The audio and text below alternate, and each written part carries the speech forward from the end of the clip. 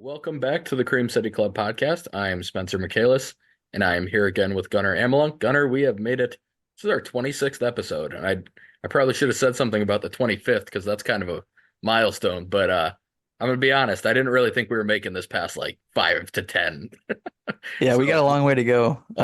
yeah, yeah, I'm Quarter of a happy. century. I am happy to be here. I hope we do make it to a century. That would be great. If we can make it to 100, that would be fantastic. Um, but otherwise, yeah, Gunnar, how are you doing tonight? Doing good. I was able to make it out to a Bucks game live finally. It's actually probably been a month and a half or so. So good to see it live and feel that energy again and feel positive at a game. That was the Nuggets game, by the way. I didn't go to the Heat game, which was much different. But Spencer, how are you doing? I'm good. I have not been to a Bucks game in months, and it's going to be hard for me to make it to one. So, I'm tired. I'm definitely grinding through this off season of coaching, but it's fun. We're doing the pod, which is fun. I work, which is work, and we're here. So, yeah, if you guys are listening, you haven't yet subscribed, please take a moment to do so on whatever platform you're on, and to rate us 5 stars. Follow us on Twitter at the Cream City Pod to stay up to date on these episode releases. And then, as you may have guessed, today is going to be a Bucks focused episode. And coming up tonight, we got the couple games to recap, I guess, discuss about the Nuggets and Heat game. And then after that, we got a big discussion, Spencer. A former role player's got quite a lot to say, a little to say, but quite a statement he made against the Bucks championship run. So we'll dive into that. And of course, since we've last kind of podcasted last, Bucks lost to the Suns 114-106. Chris got injured in that game. We didn't really highlight that last podcast. And then I think we got smoked in the Timberwolves game, which we kind of touched on last podcast. So, Spencer, jumping into this Nuggets game that I was at, so I do have a little bit of a live perspective, but what were your perspectives looking at it through a TV screen? My perspective was limited mostly to the first half because I did have to leave for a practice of my own at halftime. But honestly, the main thing that I noticed in that game was just the energy that they came out with. There was definitely some, I don't even know how to really explain exactly how it was, but you could tell right off the bat that the Bucks were playing with pretty good energy. Um, the Nuggets, I'll be honest, from what I saw, there was a lot of missed open shots. So I think the defense probably had a little luck involved, whereas, which we'll talk about in game two, I think the opposite went, I think it went the opposite way in that Heat game. Um, but the main thing was just that Giannis was just absolutely dominant from start to finish in that game. I mean, it was one of those, big time matchups, two MVP candidates, or at least according to some ESPN straw poll voters, maybe not two MVP candidates, but what should be two MVP candidates, going head to head. And I mean, Giannis absolutely got the better of Jokic in this one. I thought that in terms of Jokic's play, like, I don't think Brook had the best offensive game, but I thought he did a really, really good job of bothering him when he was out there. And Jokic is that good. I mean, his numbers still looked really good at the end of the day. He's an incredible offensive player, but I just thought from the beginning you could see that Giannis was trying to assert his dominance. Aaron Gordon's actually been one of the better Giannis defenders over the years, and he could not stop him at all in that game. He had a couple mid-range shots. That's actually starting to look better, I would say. It looks more fluid, and I don't want him taking a ton of them, but if he's open and it's in rhythm, I don't mind it right now. It looks pretty good coming out of the hand. Hopefully he can carry that over to the free throw line where that's still not looking the best. But we really didn't have, I mean, there weren't too many guys playing great in that game or scoring a lot. Giannis had his 36. I believe Dame had 4 at halftime, but then he had a really good fourth or third quarter, put up 14. I think he only missed a shot or two in that quarter. Kind of saw the Dame that you're hoping to see in that stretch, but 23 minutes, he had some foul trouble. He had 3 fouls in the first half. Still not exactly what you're looking for from Dame, but it was good to see him get going in that quarter. And then, honestly, it's just the biggest thing for me is just the difference that Patrick Beverley's brought to the bench. He's even made Bobby Portis look a little more playable on defense, just with the energy and everything. Pat looked a little bit better in that first half that I saw. I've rewatched the second half, but I was doing that at like midnight, so I don't know how good my takeaways were from that, but I thought the whole bench just looked more playable in that game than they had for quite a while. And yeah, it's good to just it was also good to just see AJ Green still getting minutes and still showing that he's a, a capable player. I mean, he took a charge. Um, I remember one possession that Jamal Murray posted him up, tried to take him to the post, and AJ just hands up, slid in front of him a couple times, and then contested really well, and he missed the shot pretty badly. It was impressive. He had a really good defensive stand there, and you can tell he just knows what he's doing on that side. And then obviously he can shoot 3 for 5 that night from three. So yeah, I know I just listed a bunch of crap, just a bunch of stuff there. But Gunnar, what were your takeaways? Maybe a little bit more. Probably have a little more detail than I do since you got to see the whole game. I listed crap, but it was from the game listing crap, so it's a little bit different vibe. But yeah, my first note was Murray kind of being a zero in that game. Had 3 points. The people around me at the game must have been like betting or something because they were extremely mad that he only had 3 points and they probably lost out on some money. But first, you kind of mentioned it. The defense has been incredible, at least up until that point. I forgot what the number was. We updated it last episode, but up until that stretch, we had just an incredible stretch of defense. What I noticed, and you touched on it again, is how we handled Jokic in this one. Kind of gave him some different looks. Brook held his own for sure. And then I think we doubled a little bit too, which kind of made it disruptive. And he's a slower guy. I think you can kind of get away with it. He's also an amazing passer, so you really got to be picky about when you do it. But we really did pick our spots pretty well and made it at least frustrating for him to some aspect. You're never going to stop him fully. It's Nikola Jokic. I think he actually had a pretty solid game. He probably had like 25 and 10 and 6 at halftime. It was incredible. But what makes him so good is when he does distribute and gets everybody else involved and just nobody else could get their rhythm going. And I can't remember how many threes I had. It just felt like they didn't make shoot it even a lot of threes in this one at the game. So that seems like it was always been a focus all year of us doing that. It's clearly been a focus with Doc, and I think part of that is we're almost going above screens now, it feels like, where we're really trying to limit you and sink you back into the mid-range game rather than just waiting and watching you shoot a three, really trying to make it difficult on guys. That was kind of what I noticed defensively from us. We haven't touched on the Pat Bev effect to this point. You mentioned the bench. I think he's obviously incredibly infectious, which is what we were hoping to get out of him. The scoring to me in the bench in this game specifically, it was fine, like you said. In general, it feels like it gets stagnant sometimes, and I'm going to talk about that in the Heat game, so it's going to be hard not to overlap here. But he can bring a little bit more offensive punch, and in this one, and even in his like debut and a couple other games, he tries to get the offensive going. I just don't know if he's that guy necessarily. I don't mind him taking shots and open shots. He's more than capable of shooting an open three. I want him to take the open threes. He's just not the guy who can create a shot. So we mentioned him starting, and then maybe at that point it'd be Malik off the bench. I think I would actually kind of like that better for scoring purposes. And yeah, I mean, as far as the bench goes too, I was at the game, as I mentioned, probably 3 times already, but I noticed Doc really got on Bobby a couple times, and one of his techs, I think it was his last tech, he got into Bobby quite a bit. And that was funny because right off of our last episode, we were mentioning how we needed that out of Doc to yell and get into Bobby. And I think going forward, that's going to be huge. He's really been contained for the most part, and he's been impactful when he does that. And as long as you can contain Bobby and actually make that productive, all of that energy, rather than just getting teased and not doing anything on defense, it's been a decent mix with him. He's obviously been a big scoring punch. There's also a stat too from this might have been from last week, and we laughed about it. His usage rate was higher than some of our starters. Part of that is a product of the bench, as I mentioned, because there's literally nobody else on the bench who's like looking to score. But he needs to really pass out of the post. It cannot just be a 100% pass. And you mentioned in this one too, speaking about the Nuggets game, he actually did do that a couple times. And shockingly, when we moved the ball, we were able to get a lead, and it felt like a good solid offense. So that's kind of my overall key to this one. Dame was pretty solid. He was going to check back into the game with about 20 minutes left. I thought of you because it was about a 20-minute or with about 8 minutes left, and we had a 20-point lead.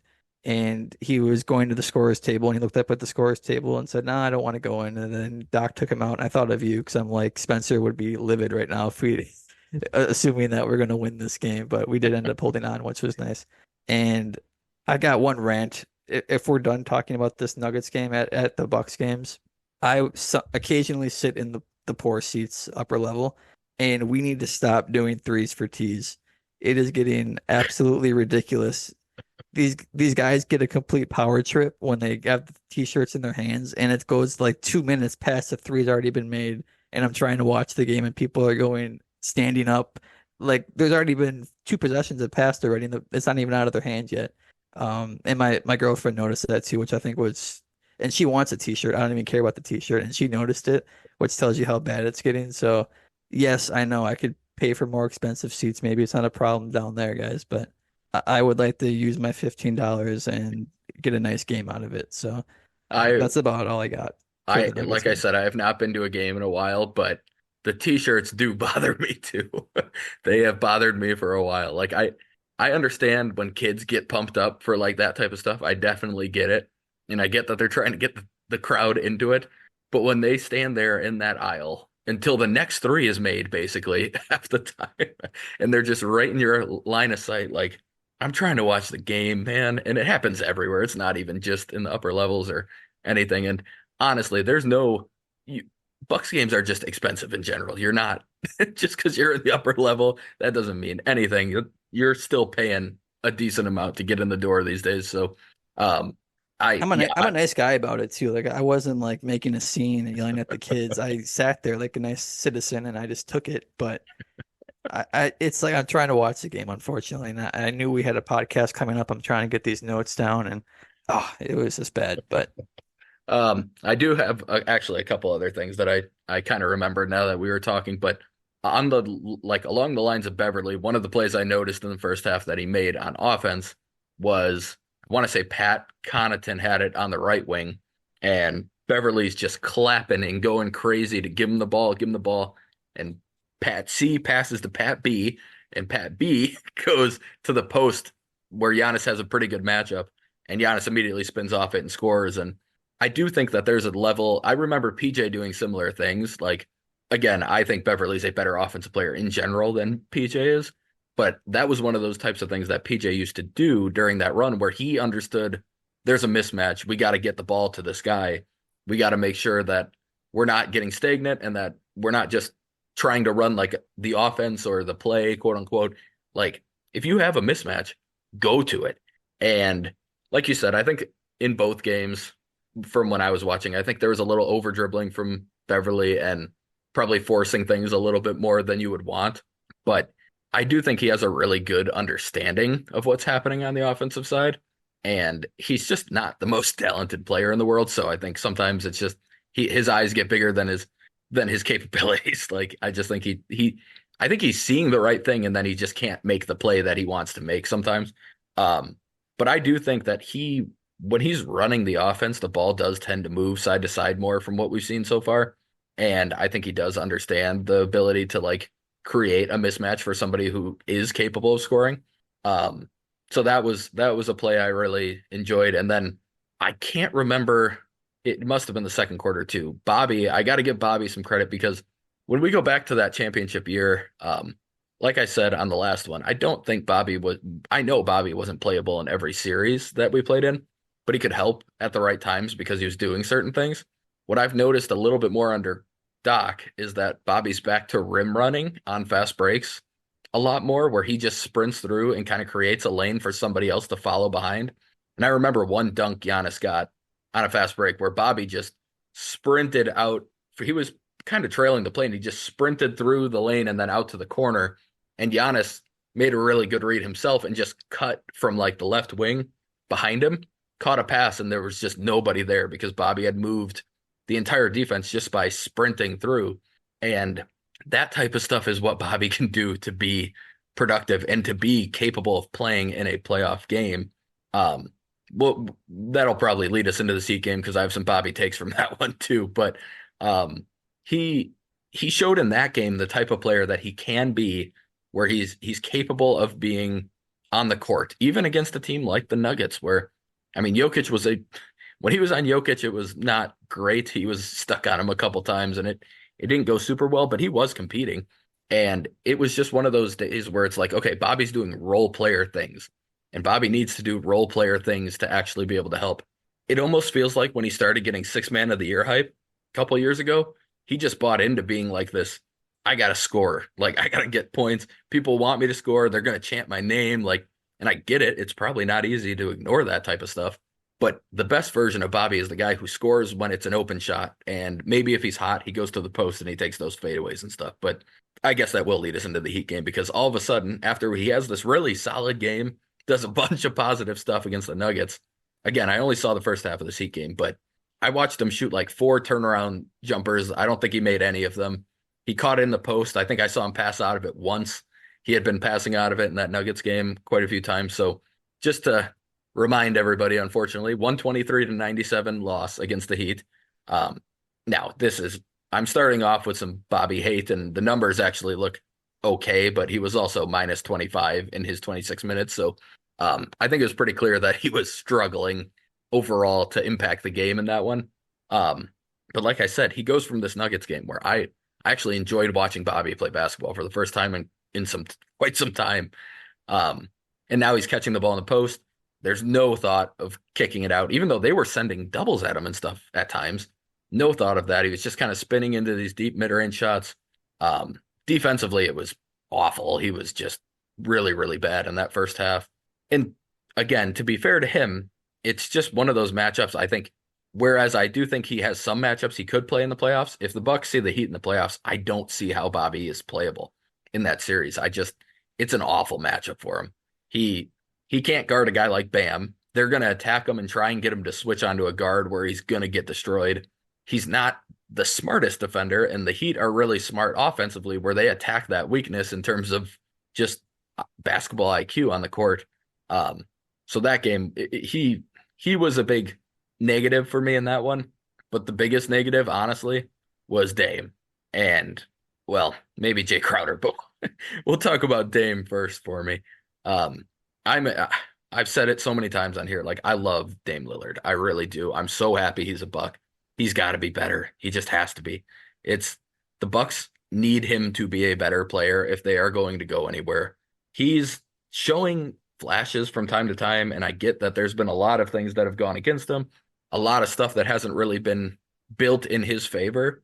But the fact is, the guy came in and we is a top 75 player of all time. The Bucks gave up a very good point guard, a very good defender to bring him in because it was going to change the offense.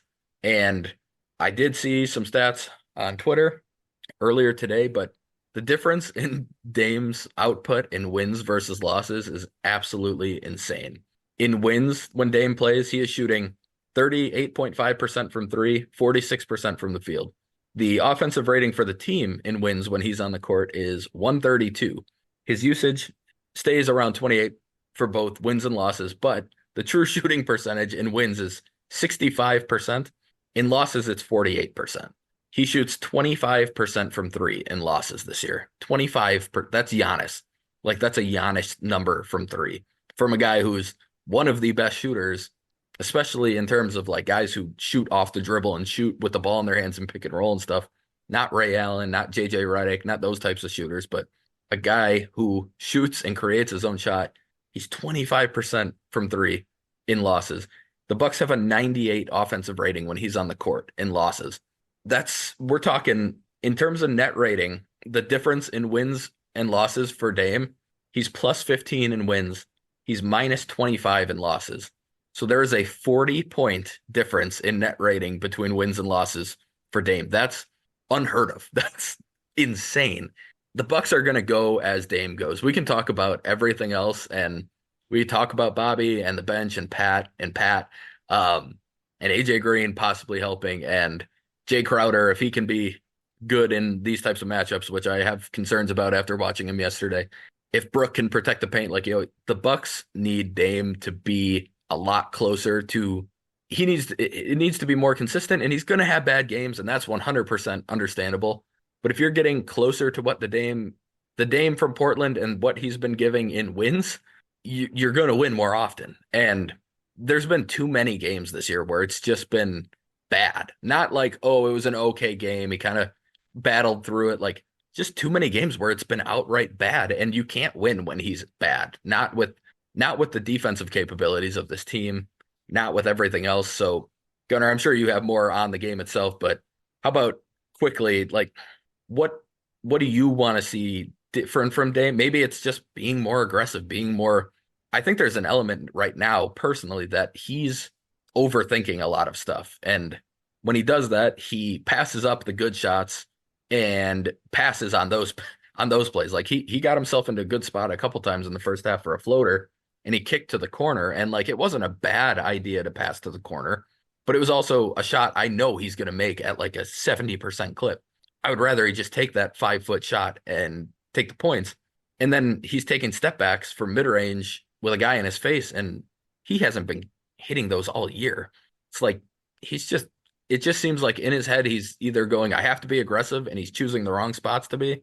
And then other times he's like, oh man, I've taken some bad shots. I got to pass the ball. And it's like, no, now you got the open shot. Take it. So, what are you looking to see? I mean, we're getting pretty far into the season. The All-Star break is after this next game. Like, I think we got to start seeing it at some point where he's just going to be more consistent. But what are you looking for? It's definitely a little bit of everything you said. Part of it, I think, is he's not getting the balls in the right spot all the time. Part of it is, I hate to say it, I think he might have lost a step, it feels like a little bit athletically.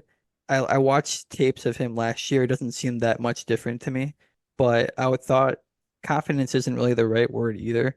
But it just seems like sometimes if the ball's not falling for him early in the game, he gets very, very passive to where now I'm just trying to get everybody else involved, which is great. That's what he's good at.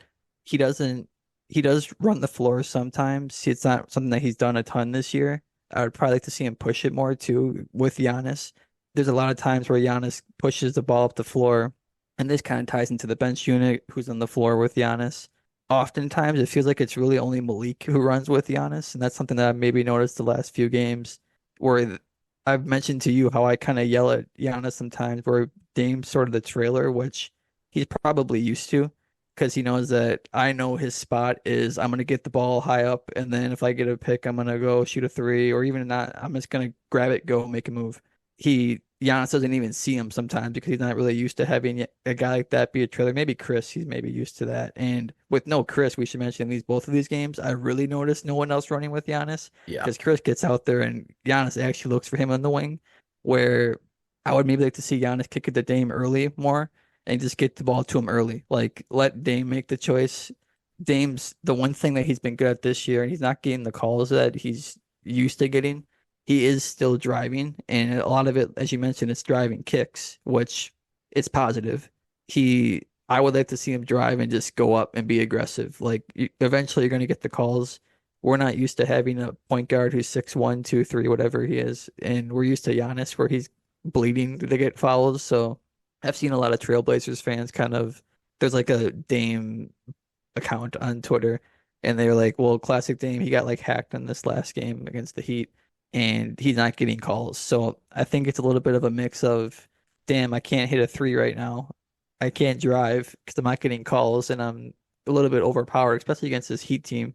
Those they're so athletic and can move so well with Dame that it's hard to actually get by those. Bam's incredible. He's Brooke handled him decently well. It's just a guy who can move like that and just constantly be everywhere. It's just impossible to get down in the paint and actually try to get a rhythm going. But kind of my last point on Dame too, now I'm thinking about it, is the one shot he does have right now, I think, is that kind of drive fadeaway mid-ranger. It seems like he can kind of go to at least to get himself going a little bit. If he can go to that a little bit more, I don't mind mid-rangers as long as you can make them. I love when Chris shoots them. The Chris has been incredible at them. If you think about our offense, he's probably shooting what 60% at mid-rangers this year or something close to It's that. 57 and nobody Yeah. else in the NBA is over 51. So, yeah. And that kind of lines up too with feeling how the offense feels stagnant sometimes, but Chris seems to bail us out almost all of those times because Chris is so methodical with how slow he can play, but it's gonna go in. Dame's, like I said, 6'1", 2'3", so it's harder for him to do that unless you get a step back. Like you said, he's not making that shot this season. But yeah, I mean that's my last thing on Dame, I guess, and I Yeah. expect him to be better, but Yeah. I think honestly, like the mid-range you're talking about, when he gets into the paint and he shoots it like by the free throw line, he's, I don't remember him missing that shot this year. The ones that are bothering me are the step backs a foot in front of the line from three Hmm. with like 18 on the clock. And it's like, dude, I know you're capable of hitting that. You're absolutely capable of hitting that. You're a very good shot maker. If he did that from three early in the shot clock, I'd be like, whatever. But it wouldn't be my favorite shot, but I would at least be like, okay, well, there's at least a little more reward to the risk there when you're taking that type of shot. If you shoot it from 5 feet further back. And we know he can make both of them, but like he's been doing a really good job of getting downhill and then kind of stopping. It's not even as much like a step back. It's just a stop and fade type of shot. And the defense is kind of on his hip and then it's open. It's almost like a shorter, faster version of what Luka does a really, really good job of, which is get you on their hip, get inside, and then just stop and go backwards. And that's why guys can't guard him. Now, obviously, Luka gets like a body bump on you and you're going to go flying because he's a much, much bigger dude than Dame. But Dame has the speed advantage, so he kind of stops and guys go flying by because they were sprinting to keep up with them. Um, I think he could get to that shot way more often, and that he's kind of settled for these longer mid-range shots a lot, which I don't really get and I don't love. And then, like you said, when he gets inside, I think he's getting bothered by the lack of calls, and I get it, I do get it, but I think he's got to keep going up with it and trying to score inside. I do think there's a level of like I think a little burst is gone. I don't necessarily think it's gone forever. I think he is battling an ankle injury. I think a little out of shape to start the year. But I do see like moments where that burst is still there. And I don't think it's something that and like acceleration and that type of stuff doesn't really if it goes away, it goes away. It's not something that you can suddenly have again on a possession. And it's almost more like, again, maybe there's still a little bit of a lack of being fully in game shape. He's missed some time. He had a lot of stuff going on. I think he did look, I mean, not it, I think he looked a little bigger than what I've been used to seeing earlier in the season. Like, I think he was. And again, there's been a lot going on for him. So I get that that type of stuff can happen. He, he, he didn't have a normal offseason. He probably was trying to work his way into shape really quick at the beginning of the year. I get it. I think the burst will be there if he keeps himself in shape as we get deeper into the season, but I need him to get inside. And he's been one of the best finishing guards in basketball for a while, and it hasn't really been that way this year. And it almost feels like he's afraid to go down there because he got blocked a little bit more often this year. And just keep going, keep going. And like you said, the kickouts will be there, and it's fine to kick it out. I just think he's got to be able to read it, make the right decision, and finish in the right moments instead of going, I'm inside. And it almost looks like, and I hate to keep relating to my bad basketball career, but when I was that short little guy that I was talking about, like I would get inside and my coaches and my parents, well, not my parents, my dad would always tell me, like, you had a layup. Like, why did you kick it out? And I was always like, I felt like a taller guy near me and I thought I wasn't going to be able to get it up. Like, that was always how I felt. Like, I always You were felt the like, OG Ben Simmons no, he's tall. He could dunk. or the Andre Jackson, I guess that's what it is now too. Gunnar, I was 4'8" in these middle school games. I was playing guys who were already like 6 feet. I was just feeling like I was amongst a sea of trees, but they'd always be like, you could have just gone up for the layup. And I'm like, I don't know. I wanted to make a behind the back pass. um, but I mean, I think that's kind of where he is now, where he almost hears like footsteps, like how a quarterback does when they feel like they're getting pressured from behind and they just get the ball out quick, or they feel like somebody's about to hit them and they're not. And I almost feel like that's what he's feeling when he gets inside in games. So hopefully he can kind of get over that stuff. I really do think so much of this is just overthinking for him and again, it's not necessarily confidence as much as it is just too many things going on in his head where I still think there's an element I need to involve everybody. I need to do all this. Like, just be you, dude. Like, we want to see the Dame that we've watched the last decade on the Blazers. Like, that's who we want to see. We don't want to see the guy who defers to Giannis on every single play or defers to some sort of, I mean, just handing the ball to Malik Beasley and then go stand in the corner on a play. Like, no, that's not the Dame we want to see. We want to see the guy who's aggressive, who has the balls to shoot a step back three to win a playoff series from half court. Like, that's the Dame we want to see. I would rather see him. I love when he's been taking at times like the logo threes almost. And he's made one or two of them probably out of 4 or 5 attempts lately, but like I would rather see him shoot that shot in rhythm than see him passing up okay looks because he's trying to move. Like, give me, just be yourself, dude. Like, you're so far into the season. I know it's way easier said than done, and I'm absolutely oversimplifying things, but like, I think that's all it comes down to is just being Dame, be the guy that you've been your whole career. Yeah. And what's funny too is you mentioned him like shooting like the logo shots or whatever.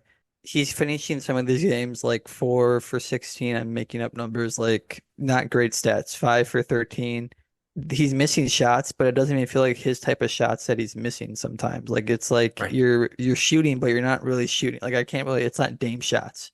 Like it's not, none of the shots that he's taking are like ones that I feel like he was. I would rather him be himself and go 5 for 17 one day, and then he just didn't make them. Like I can live with that because you got up to all your spots. You just didn't, it just didn't fall that game. I think he actually would probably see the shots fall a lot more if he did that a lot more consistently.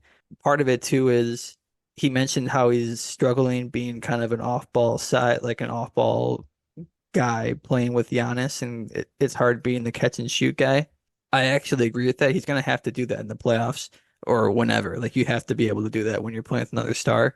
It's a two-way street though, as I said, because Giannis needs to also know that Dame needs the spot or needs the ball early so that Dame can do Dame stuff.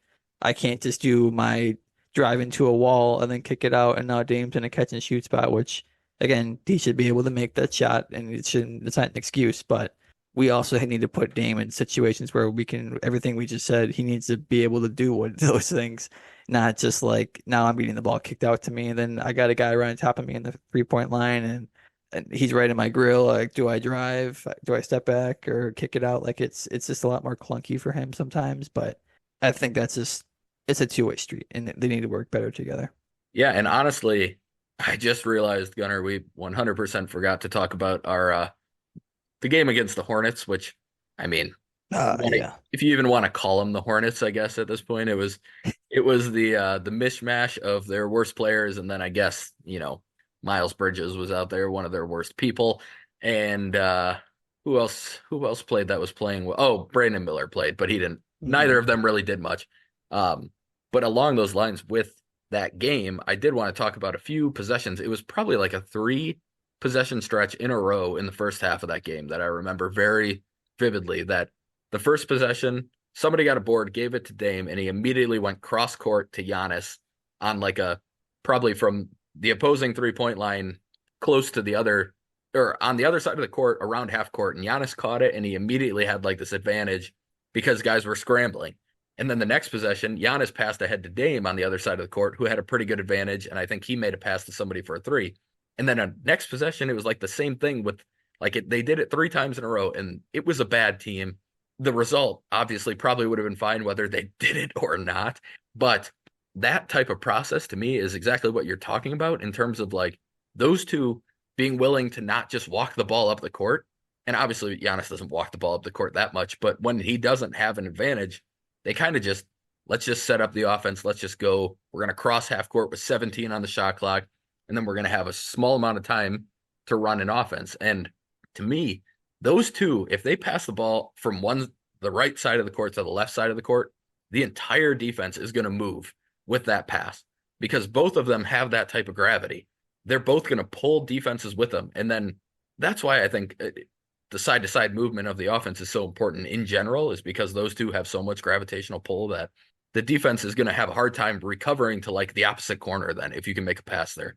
And that those 3 possessions, I think the Bucks scored within like 5 seconds of getting the ball because they just both got put in this fantastic position. They end up with, I think only one. I think Giannis scored on the first one, but the rest of them were assists. The other two were assists, but they were assists because the whole defense had gotten moved with just that simple push the ball up from one side of the court to the other, and all of a sudden everybody's out of position because everybody's so worried about those two. And I think that's the type of stuff they haven't really been able to put together yet. Like the pick and roll is actually coming around. I would say Giannis is screening a little bit better lately. He's actually been hitting guys with screens since Doc came around. I'm guessing Doc has been a little bit harder on him about saying like you need to actually make contact, Giannis. You can't just stand there or slip every single one of them. Um, but I think that type of ability to play off each other when they're not involved in the play like that, obviously, is where they're not really there yet. Like using each other's gravity and each other's attention that they bring to benefit themselves is something that, like, I think you even can look at like those Spurs teams back in the day. Like, yes, they ran an offense that was mostly predicated on just passing the ball around and moving the ball in general, but they also used each like they would load up a Malik Beasley on our team. Let's call him Danny Green on those Spurs teams. Like they would load him up on Tim Duncan's side. They wouldn't just put Duncan and Tony Parker or Manu on that side and just strictly run pick and rolls and stuff. They would use Tim Duncan's gravity to pull somebody one way, and they would use the ball handler's gravity to pull somebody away from Danny Green.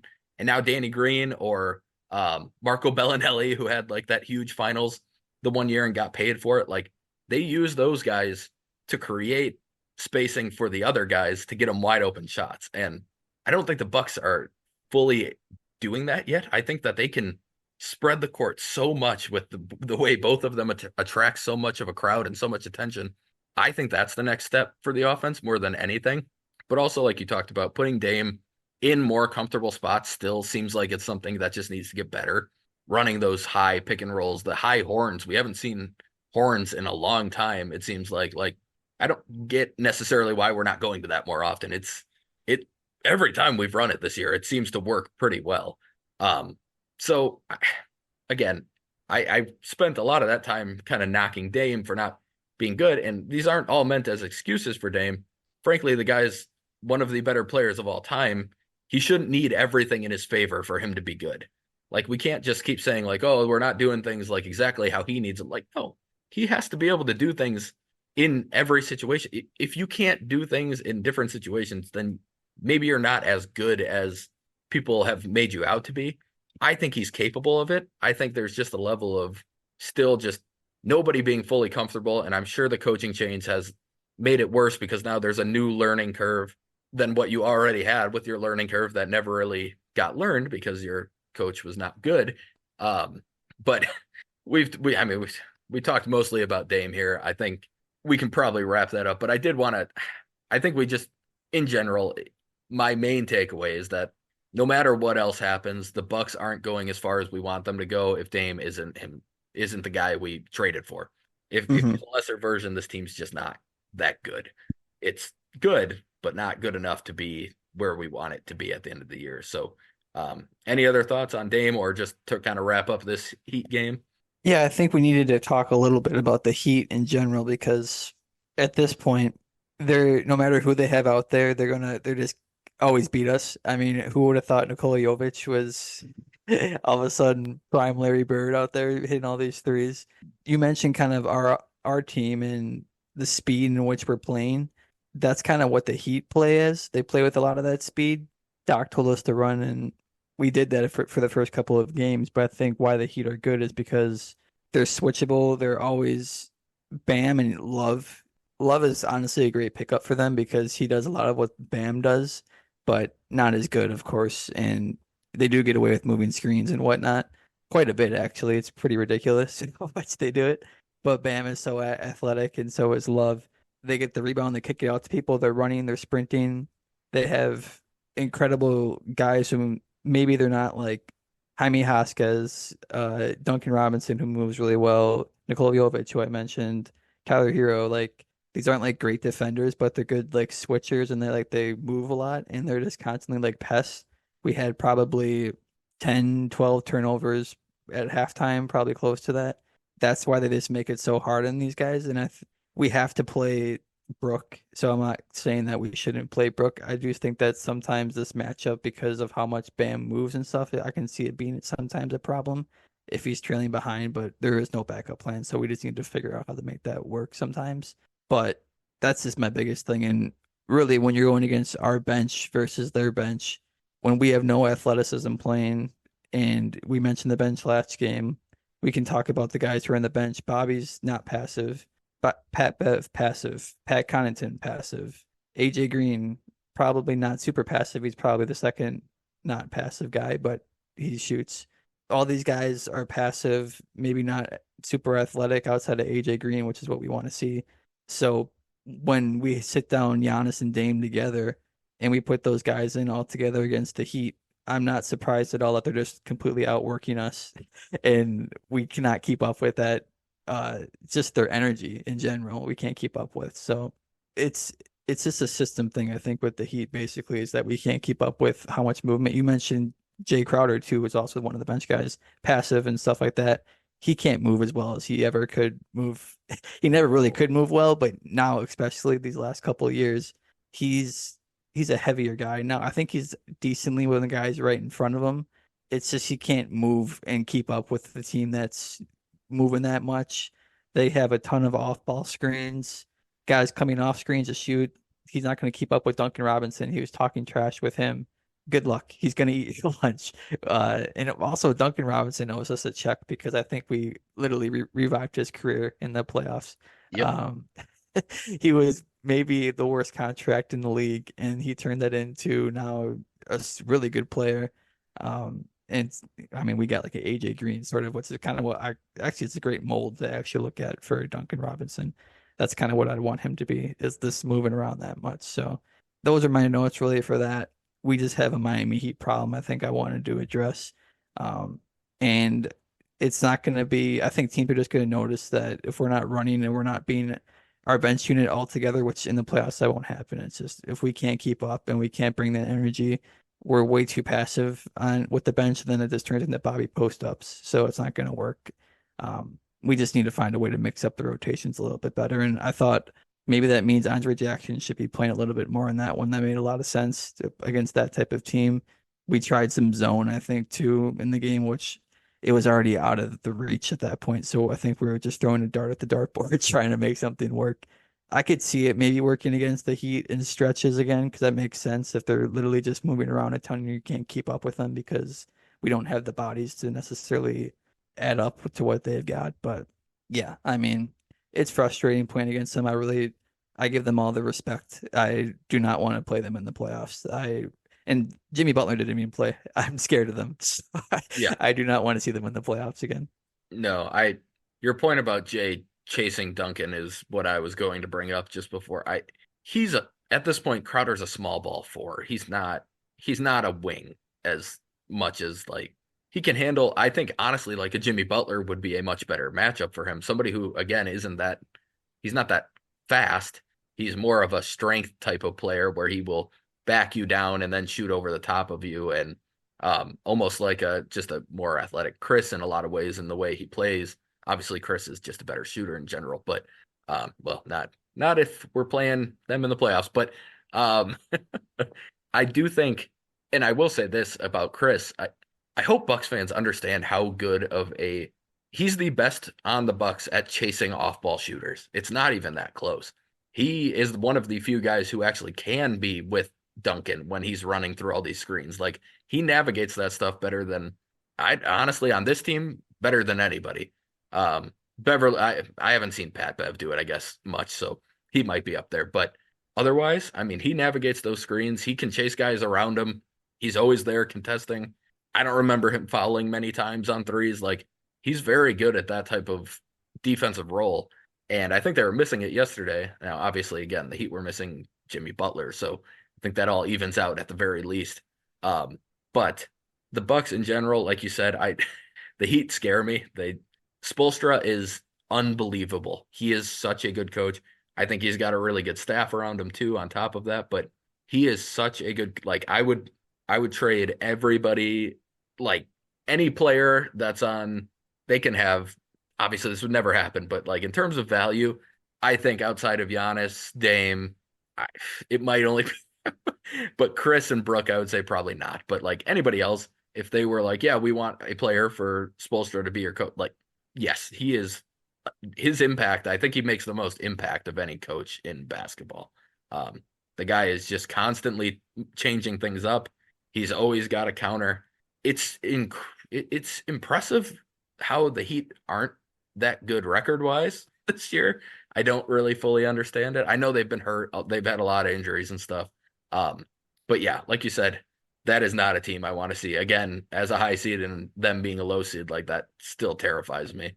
Um, And we should talk about not like whole discussion, but I don't care about the seeding this year for that reason. I mean, we played the Heat as the eight seed versus us as the one seed. We thought that was the biggest advantage ever. We don't care who we play. We have the one seed. We can match up against Boston. We win one game in the playoffs. I this it definitely matters if you break it down. Like if I'm going to go through, yeah, ideally I don't want to play Boston in the first or second round. I want a two or three seed, but if the goal is to win a championship, I kind of told Spencer this, like we should just give me them in the second round. I'll just drop my boxing gloves and try to. I might have said that actually last podcast, but like I don't really care who we play in what round anymore. You just have to be able to play them. But that being said, I don't want to play the Miami Heat in any round in any series because they can literally just throw anybody out there and that works. Because they have a great system. So you mentioned their record. I think they just know, like they know just get us in the playoffs. I don't think they want a play-in spot again. They probably want a top six seed, so they're probably going to maybe turn it up a little bit. But they just know if we get in the playoffs, we more than anybody else, we have a chance to beat anybody, whoever we play, because they match well with anybody they play against. 100%. And it is, I don't understand how it's sustainable, but at this point, I can't pretend that it's not. They just make 60% of their threes against the Bucks.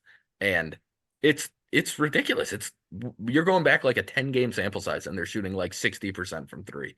Like at some point, they just they make everything against the Bucks. And I think some of it is obviously due to defense, and they are getting a lot of open shots, and a lot of times it's for guys like Duncan Robinson or Hero or guys like that who are very good shooters. But even then, those guys don't shoot 60% on wide open threes for the season. And yet against the Bucks, they do every time. And that's almost like in a way, that's part of the reason.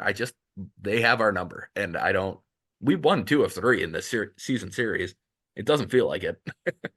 um, but like they will always terrify me. It's never gonna end. Even the championship year, that first round, I was terrified to play them. We swept them. I think if we don't win that first game in OT, it might have gone a very different direction. Um, but along the lines of the seeding thing, like you're talking about, winning that Nets series is when we won the finals in 2021. That was the toughest series. It was that was the best team we played. Obviously, we got a little lucky with the Hawks upsetting the Sixers, and I think if Giannis goes out in a series against the Sixers, we're probably not playing in that finals. But um, it's going to take health. It's going to take luck. It's going to take a lot of stuff to go your way to win the finals again. But to me, give me a top four seed. Give me. I don't really want to be on the road to start the playoffs. That would bother me. But if you're a top four seed, I think you're in fine enough position to go give yourself a chance to win a championship. And that's all I really care about. I don't care if the one's pretty much out of reach at this point, unless the Celtics collapse. Um, Two, three, four all feel pretty attainable and pretty possible at this point. So any of those, it's fine. Whatever you're doing, prepare for the playoffs. Don't prepare to try and win an extra game to steal that two seed away from somebody. Like I don't. That is not going to bother me at all either way. Even so, this game felt, I agree with everything you said. It's kind of a different topic. I'm going to wrap it up here. But even so, if Giannis and Dame and everybody played better, our starters played better in this one, I think we even had a chance, regardless of how well they shoot from three. I mean, we got down by 20, but we could have got it down to under 10. We kind of did a little bit, and then we just couldn't break through because our offense didn't do anything. So if Yeah, that's an encouraging sign, it's just goes kind of full circle. We need Dame to be Dame, and then we're probably in that game. So you did yeah. mention you got another thing? I mean, just the shooting disparity was insane. Oh Like yeah. the Bucks just shot terribly, and the Heat didn't miss from three, especially. So I mean, you're That not was kind winning of my many games point. It was against just anybody. like we had a chance for how bad it looked, but Yeah, it's just whatever. But you did mention, ironically, that Bucks Heat series in 2021. We got a nice tidbit from former Buck, if you want to call him that. He had a cup of tea with us, Justin Jackson. He hopped on a podcast recently, it might have been this morning or yesterday or something, and gave his thoughts on that series. And he said, for quote unquote, if James Harden and Kyrie Irving do not get hurt, they low key sweep us. Now we've heard Jeff Teague make some of these comments. I feel like another guy at the end of the bench might have made a comment Uh, about this well, series. well, Jeff Teague included, well, somebody who's been in the news for another Oh, pretty yes, yeah. terrible thing, but Bryn Forbes was also apparently completely he had given up on the season after game two of that Nets Oh, series. yeah, yeah, yeah. And we've heard a lot of this stuff since we've Katie's toeing the line. We've heard it all since then. Is it fair to discuss sort of these what ifs in the NBA? And we can mention Justin Jackson specifically. Is it fair for him to speak up when you played? I'm checking the stats. One game with the Bucks in 2021. Are you allowed to speak on the Bucks in that series? To me, the what ifs thing is stupid. And I'm sure I just notice it more because it's when it's about the Bucks than I do for other teams, but it doesn't make sense for anybody. Do you know, like I just said, how much luck and how much health and how much everything has to go into winning the NBA finals? So much. And it obviously it takes skill and it takes a lot of talent and it takes a lot of hard work and everything on top of it. But going what if on big toes and Harden and Kyrie getting hurt, like I don't like when the Bucks fans do it. I don't like when Bucks fans do it about the Celtics series. And I fully believe the Bucks win that series against the Celtics if Chris is playing in that series. I fully believe it. That does not mean I'm taking away from the Celtics. What the Celtics did, they won the series. They won the series with the players that were on the court. They did what they were supposed to do and what they could do. I think it would have gone a different direction if we had Chris, but we didn't. And that's just how it works. And I understand, like, the only people who should ever be saying that type of stuff are Nets fans who probably do feel like, again, like, ah, we got we might have actually been able to go and win if we had those two. And frankly, they might have been. It would not have surprised me. Now, I still don't fully believe those three were ever going to work out together, but I do think it would have been a harder hill to climb for the Bucks if they had all three of those guys down 2-0 already. Like it would have been. It would have been harder. I don't know that we wouldn't have been able to do it. How could I say that for sure? Nobody knows for sure. We know what happened, which is the Bucks won in overtime in game 7 and won the finals. That's what happened. What ifs mean nothing. That's there's so much of that in sports talk these days. And again, Bucks fans are not immune to this. They do it too, and I've done it before, I'm sure. But to me, it's like, what happened? Who won? That's what happened. The Bucks won the finals. No one else did. Nobody else has a 2021 NBA championship trophy in their arena. Nobody's got the rings except for those Bucks players. Whether Justin Jackson deserves a ring, we could have that discussion. But like the weird part to me is how many of these guys have said stuff like that. And like I don't doubt that the Bucks were probably feeling pretty low on their chances after game two. Like it probably would have been pretty hard to or hard not to. But they clearly didn't give up. Like they could have given up. They could have not come out and played. And going into game three, they had those guys. The Bucks were playing that game. Well, they had Kyrie. I think James might have gotten hurt at the end of game two, but they had Kyrie, who obviously got hurt early in game three. But even after all of that, that Nets team had a top, depending on how you rank KD, but we're talking one of the best players of all time and a very good supporting cast around him for the most part, even without those two. And honestly, in a lot of ways, it helped KD to not have those two out there. I feel like a lot of people act like James Harden replacing, let's say, Joe Harris in those games means that KD still could have scored 55, and then James Harden would have just scored his normal 25 to 30 instead of Joe Harris being out there. Like, no, the ball has to be, you don't have two basketballs out there. Like, James Harden would have taken away from KD getting all those shots that he got up. That's how it would have worked. And maybe Harden isn't nearly as efficient as Kevin Durant was in that time. Maybe Kyrie isn't nearly as efficient as KD went off without those two. I don't think the same thing's happening with those two out there now. They might have scored a lot. They might have been able to make up for it on their own. But I always hate when people act like it's just you drop in their production and nothing else changes. And it feels like that's what they do with these types of things. Like, yep, all stays the same, but instead of the 10 points we got from was Patty Mills on that team, he joined after. He joined after because he was playing for Yeah. them at ring night when we went. Um, Hmm. but I'll just use Joe Harris. Like the 10 points from Joe Harris all of a sudden just get replaced by 30 from James Harden. Like, no, there's give and take on that side. Joe Harris didn't even shoot enough shots to get 30 points. So how would he replace just automatically those points or that type of production? And the what ifs thing is just really stupid to me. Everyone's going to think about it. I think about it with the Brewers. I think about it with the Bucks. It's everyone thinks about it. I just think it's stupid to try and downplay the people who actually won those rings. Like people, the Raptors won that ring in large part because the Warriors fell apart injury wise. Like they won that ring. Kawhi Leonard won that ring. That's never should never be taken away from them. They did it. The Bucks were in a great spot against them, and they beat the Bucks. That's what happened. They came back and they won four in a row. Like what ifs are fun in terms of like, oh, it would have been cool if my team did that. It's stupid as hell to disparage the other team by saying, what if, what if, what if? Like, no, they won the series, they won the game, they won whatever. There's no what if. The end result is what it's the only thing that matters in that scenario. So, Gar, I don't know if you've got more thoughts on that, but if you also want to talk about maybe just the quality of players that have been bringing this up. And just before you do, I will say Jeff Teague does it in an entertaining way. And Jeff Teague actually made some. I didn't love watching Jeff Teague in those playoffs, but like game 6 against the Hawks and stuff, he actually helped the team at times during this playoff run. Justin Jackson had a mean towel wave going, but I don't know what else he was doing for the team. I joked to you, I think he was warming the bench for Elijah Bryant. That's how deep he was in the rotation, even at that point. Um, yeah, I like positive what ifs is kind of how I think I kind of twisted this. Like, what if Greg Oden doesn't get hurt? Yes. What if we draft Joel Embiid instead of Jabari Parker? Like, those are fun to think about, and it really affects nothing. I mean, outside of just positive, like, oh, we could be having Giannis and Joel Embiid together. We could have watched Greg Oden have like a Hall of Fame career.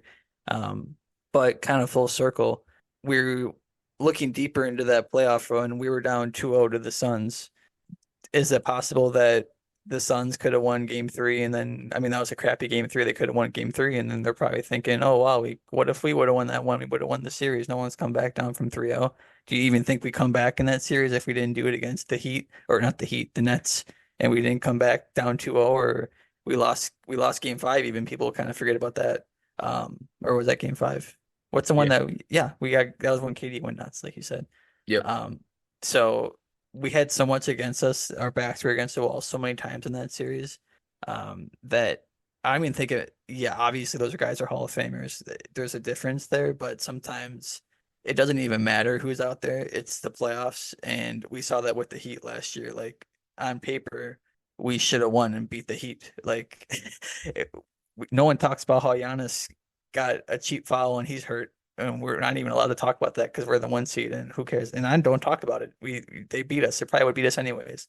But it's just stupid to do that. Chris got hurt against the Celtics. That's a famous one that people bring up in 2022. And even I think even Chris made a joke. He got like interviewed and said like, "Yeah, we're gonna win the championship if I don't get hurt." I don't love that type of stuff because whatever. And you know me, like I was making no excuse in that series. I'm like, we should have beat them. We had it right in our hands. We're up 3-2 blah blah blah. We had a chance to win that series. So I'm just kind of the last person to make an excuse like that. Like whoever you got, you're in that situation. We can win the series. I don't really care about what ifs, but um, yeah, in general, I'll end it on you talk about the quality of player. I just Jeff Teague, as you mentioned, he's hilarious and he can definitely make those jokes. He even said he got an A in the group project. Like I said, like he was fully aware of what his job was and he actually played and gave us he had a nice Hawks series or game moment, a couple minutes when he hit a couple threes. But he helped out. I just Justin Jackson, you should be thankful that you have a championship ring. You should never make a peep about it unless it's positive that you got the opportunity to get a front row seat and watch greatness, that you got to watch a 50 burger from Giannis to win the championship. Not that you get to make jokes about a series that you had literally no part of. Don't talk about us if you didn't actually, you might have handed a water to Giannis when he was tired. I don't know if you actually helped anybody in the team. So, yeah, that's my rant. uh, and whatever. I don't know. If you do you have anything more on this topic. No, I mean, honestly, the funniest thing to me is that I think Justin Jackson actually had like a big game against us that year when he was a two-way for the Thunder. He might have, yeah. I think he hit like a game-winning shot for us to have one of like our bad losses that year where everyone was kind of freaking out. Um, but yeah, the guy, I actually liked Justin Jackson when he was in college, and I thought he was going to be a pretty solid NBA player, but he wasn't. He never was, and I don't think honestly that it was anything where he was trying to be like mean-spirited about what he was saying. I think he genuinely probably did in that moment feel like they weren't going to win that series. But there's no reason to, at this point, like Gunnar said, like, dude, you got a ring for that team winning that, those, winning the finals that year. You, I'm sure you were a great, like, in practice, you probably played your role great and helped them get to that point in that way. But like, played one game with the Bucks. And for that, you were rewarded with a very, very nice ring, a spot in history where you're always going to be listed with the team that won the NBA Finals for the Bucks. Please don't go on podcasts and just start make it trying. You're taking validity away from what happened to the team that you were playing on. What do you gain by that? There's nothing you gain by that other than you got some attention when you probably weren't getting any before. So maybe that's all he wanted. But all right, I think we're good on that. We'll wrap things up with a few kind of odds and ends, some news that came out. So John Horst did say this week that or last week maybe, I don't know. He said at one point that the Bucks do plan to use the roster spot opened by the Robin trade. We talked about some names on that trade deadline episode, so we're not going to go through that again. But I do think it's a little interesting just considering the whole second apron part, and I wonder if there's a date that they can wait to where the salary might actually, like the prorated salary that that person gets, won't affect the second apron where they are. I wonder if there's a day where they need to wait until it's at this time, because all that matters for playoff eligibility is if they're waived before March 1st. I don't think there's a deadline for when you can sign them other than before the playoffs, maybe. Um, or if there is, it's much, much later than that. But I know to be eligible for the playoffs, you have to be waived by March 1st.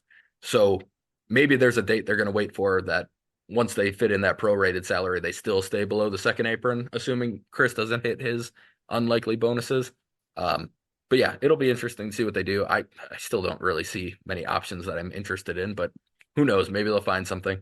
Or maybe again, a surprise release comes out at some point. Maybe another team signs a vet that they like and they release somebody that we could actually use, like the Javon Carter situation when they dropped him because they signed Goran Dragic. And then the other bit of news is I want to say this is next Monday, February Hmm. 19th. Yep. The Giannis documentary that Amazon Prime, I believe, is who it's coming or where it's coming out is going to Hmm. release. There's a really good trailer for it on going around on Twitter today. I'm absolutely going to cry while watching this. I got to prepare myself for it. I already teared up a little bit watching the promo. Giannis starts crying. I'm going to start crying. That's just how it works. But it looks like it's going to be it looks really well done. I think it's going to be more, the movie was nice. Like I enjoyed his movie, but I think this will be a lot more like the real story of what happened with Giannis versus kind of the Disney-fied version of what they put out in that movie. So I think this is more of like Giannis is telling the story and his family telling the story. So I'm really excited to see it. Obviously, Gunnar, we know most of what has happened by now.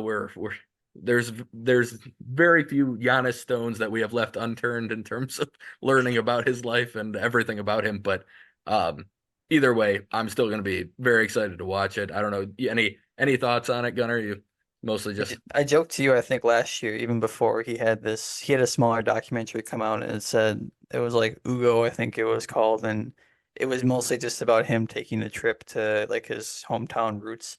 That was like 30 minutes also on Amazon Prime. I'd watch that if you haven't. But I joked with you last year. I said that we should probably do his documentary and do it for him because we know it so well and could probably get emotional just making it ourselves. But no, I'm excited to watch it. I'm kind of hoping more since we know his backstory now. We've gotten a couple of those things. I'm kind of hoping more for like performance, like with the Bucks wise, like seeing that growth from like rookie to like championship year. If I can get that, that'd be fun. Since we haven't gotten a lot of those like behind the scenes clips and stuff, because I know John Hammond's obviously in it. He was in that promo, so hopefully we get sort of kind of throughout the years Giannis. That would be pretty fun. yeah, that would be very nice. All right, why don't we finish things off here? Gunnar, who you got for your random buck? I've got Damian Inglis. You didn't pick him, did you? Nope, I actually Okay. almost picked him today. Um, he was I think early second round pick and a guy who was really looked at as a lottery pick by some people. He had an injury like his foot or something. Yep. And I remember being pretty excited that we got him and were able to kind of sneak him into that draft. I don't remember which one that was, maybe It was the first pick of the second round. It 2014. was the Oh yeah, Jabari with draft. Jabari. Yep. Yep. We didn't see him though. That's probably why I'm thinking that because he set out that whole year kind of like Embiid because of it, right? Yep. And Yeah. then he kind of played a little bit and never got really played after that because of the injury. But I was excited for him.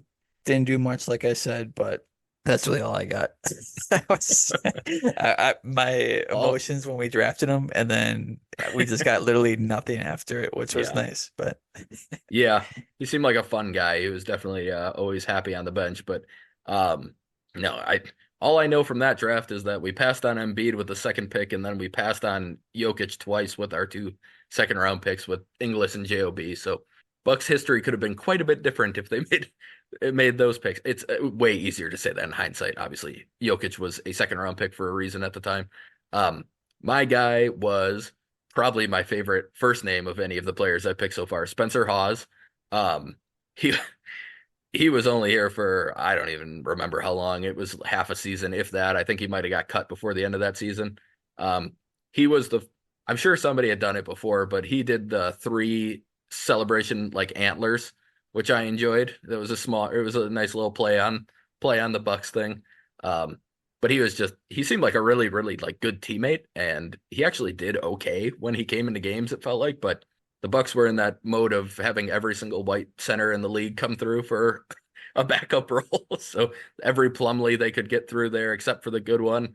Um, and yeah, we were just rotating through washed up bigs like Roy Hibbert and Spencer Hawes and all those guys. But um, yeah, no, I actually enjoyed watching him a little bit, but it wasn't somebody that I was heartbroken to see go either. he actually played pretty well. He played 19 games, shot 51%, 35 from three, and 1.5 attempts. Yeah, Highest 2-point percentage he ever had in his career. And then he literally just left the league after playing with us. So, yeah. yeah. That sounds about right. Yeah, but that'll wrap it up. So for those of you listening, please like and subscribe on whatever platform you are on. Remember to follow us on Twitter at the Cream City Pod. Please feel free to leave feedback for us on how we can get better. Thank you all for listening, and we will see you next time. See ya.